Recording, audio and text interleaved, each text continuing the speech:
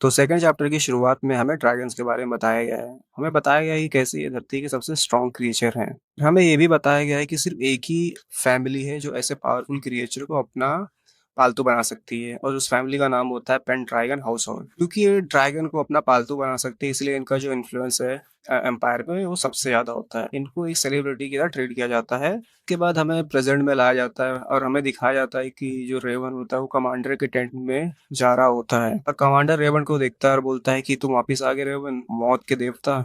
और उसके बाद पूछता है कि मिस्र का क्या रिपोर्ट है? तो रेवन बोलता है कि जो फ्रंट लाइन में मॉन्स्टर है उनकी जो संख्या है बहुत ज़्यादा है। हमारे मेन ट्रूप से अगर उनकी लड़ाई हो गई तो हमारे जीतने का चांस 0 है। कमांडर बोलता है कि रेवन क्या तुम भी उन लोग के सामने नहीं जीत सकते? अगर ऐसा है तो हमारी हेल्प के लिए पेंड्रागन हाउसहोल्ड आ रही है अपने सबसे स्ट्रॉन्ग क्रीचर के साथ। और रेवन जो होता है थोड़ा शॉक में आ जाता है, बोलता है कि क्या सच में वो मिस्टीरियस क्रीचर भी हमारे साथ में लड़ने के लिए आएगा? कमांडर बोलता है कि हाँ, यकीन करना थोड़ा मुश्किल है पर इस बार हमारे साथ में लड़ने के लिए वो पेंड्रागन हाउसहोल्ड के लोग और साथ में ड्रैगन भी आ रहा है। तो रेवल बोलता है कि ये वही फैमिली है जो जिसका सबसे ज़्यादा एम्पायर में इन्फ्लुएंस है और बोला जाता है कि इन लोगों की नस्ल में राजा का खून है। ये सच है कि नहीं है पर मैंने हमेशा से ऐसी भी कहानी सुनी है कि कोई टाइगर जैसे क्रिएचर को भी अपना पालतू बना सकता है। उसके बाद बताता है कि मैंने अपने लाइफ के 10 साल निकाल दिए मॉन्स्टर्स क्रिएचर से लड़ते हुए, लेकिन आज तक मैंने कभी भी एक ड्रैगन को नहीं देखा। और यहाँ पर पहली बार हमें कमांडर का नाम मालूम पड़ता है, उसका नाम बाल्टा होता है।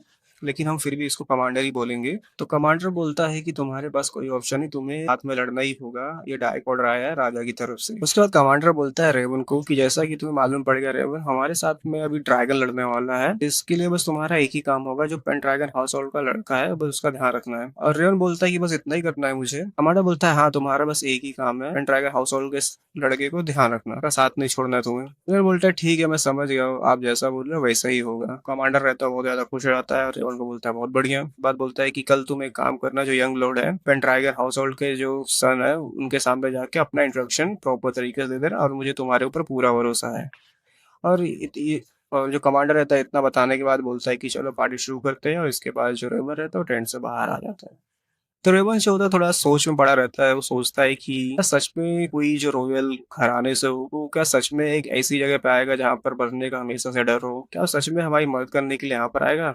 और जो कमांडर रहता है, जो पेंट्राइगन हाउस होल्ड का जो सन रहता है, उसको बदतमीज लड़का करके बुलाता है और रेवन सोचता है कि सच में मुझे क्या ऐसे इंसान की रक्षा करनी है? क्या मुझे सच में इसको प्रोटेक्ट करना पड़ेगा? ये सब बोलने के बाद रेवन बोलता है कि मुझे ये सबसे मतलब नहीं है, कल हम हारे या जीते, कल मुझे एक और दिन सर्वाइव करना है, उसके बाद में फ्री हो जाऊंगा। तो रेवन रहता है अंदर जाने के बाद वो शॉक में आ जाता है और बोलता है कि तुम कौन हो? आवाज सुन के बोलता है कि ये किसी इंसान की आवाज तो नहीं लग रही है। और उसके बाद जो रेवन रहता है आवाज सुनने के बाद बोलता है कि शायद मेरी बात यंग लॉर्ड से हो रही है। जो यंग लॉर्ड रहता है रेवन की आवाज सुनने के बाद बोलता है कि तुम अपना नाम और यहाँ पे आने का रीजन बताओ। तो रेवन जो रहता है अपना नाम और स्टेटस बताता है और बोलता है कि कल की बैटल में मुझे आपको प्रोटेक्ट करने की रिस्पॉन्सिबिलिटी दी गई है, इसीलिए मैं आपको ये रिपोर्ट करने के लिए आया हूँ। तो राजा रहता है बोलता है ठीक है, जाओ रेस्ट करो, घर के लिए रेडी रहो। तो जो रेवन रहता है वो पूछ लेता है यंग लॉर्ड से क्या ड्रैगन लड़ने के लिए नहीं आने वाला है, क्योंकि मुझे बताया गया था कि हमारे साथ में ड्रैगन भी आएगा लड़ने के लिए, पर मुझे यहाँ कहीं दिख तो नहीं रहा। तो राजा बोलता है कि यंग लॉर्ड रहता है बोलता है कि हमारे साथ में ड्रैगन भी जरूर होगा लड़ने के लिए। रेवन जो रहता है टेंट में बाहर निकलते हुए सोचता है कि सच में ये तो एक बच्चा है, बस इतनी अननेचुरल एनर्जी क्यों फील हो रही है? रॉयल घराने सोने के बाद आके यहाँ पर अकेले कैसे आ गया?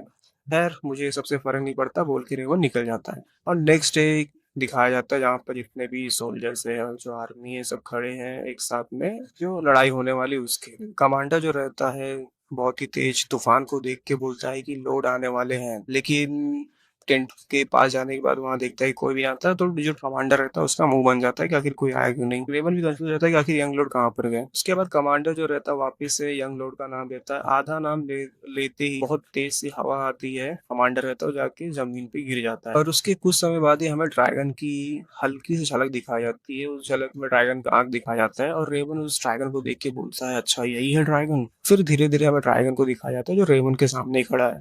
फिर हमें वही यंग लॉर्ड दिखाया जो हमें फर्स्ट चैप्टर में दिखाया गया था कि कैसे ड्रैगन और वो दोनों एक दूसरे को आमने सामने देख रहे हैं। फिर जो यंग लॉर्ड रहता है अपना हेलमेट ऊपर करके अपना नाम बताता है, बोलता है मेरा नाम है एरन पेंड्रागन। ज्यादा समय ना वेस्ट करते हुए चलिए डेमंस को मारने का मिशन शुरू करते हैं। के बाद हमारा ये जो सेकंड चैप्टर रहता है ये भी यहाँ पर खत्म हो जाता है। तो मिलते हैं हम नेक्स्ट चैप्टर में।